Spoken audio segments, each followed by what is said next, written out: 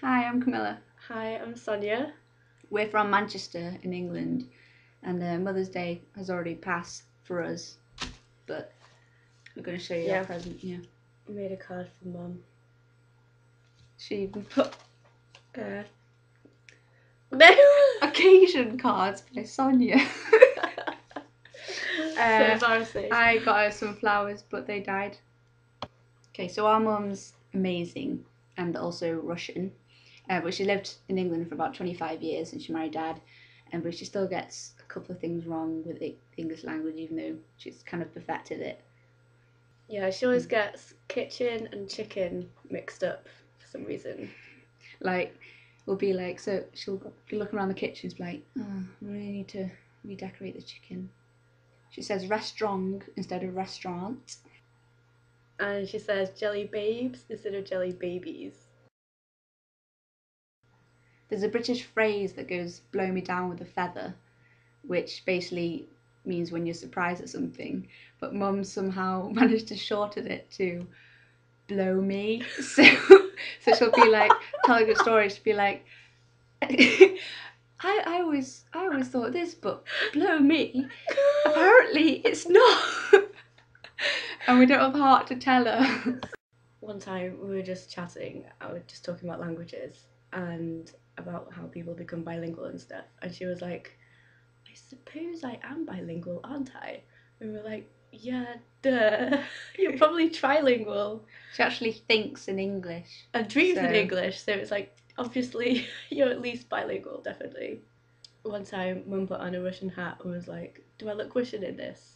And we were like, yeah, well, you are Russian. In England, we had this sweet called the sherbet fountain, which is basically a tube full of sherbet with a licorice stick in. And you eat it by dipping in the licorice to the sherbet, and eating it. And we gave one to Mum, and she didn't know how to eat it, so she just opened it, just went,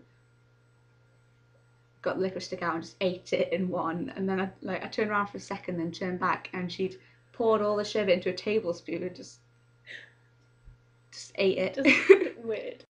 Once we heard a scream in the house and ran downstairs and found Mum like huddled up, stood on a chair, thinking that she'd just seen a mouse, and it actually just turned out to be a strangely furry shoe. She bought herself a wizard dressing gown with stars in it, and she wears it with a hood up to make herself look like a wizard.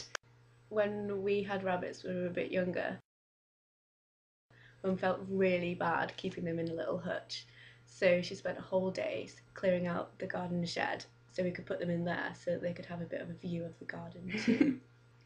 Her mum and dad are entrepreneurs. She's been a director for about 20 years, so she's had to type on a computer every day, but she still types like this. For some reason, Mum just does not get irony or sarcasm. She just doesn't understand it. They don't really have that humour in Russia, do they? No. So she'll be getting dressed and she'll be like, does this look good on me? We'll be like, no, Mum, it looks terrible. And she's like, every year we go skiing as a family, and we've been doing it since we were little, so we've gotten fairly good at it now. So we'll be skiing from the mountain, and we'll all ski to the bottom, and we'll be like, where's Mum? We'll look up the mountain, and she'll still be there skiing like this. Why? Just why?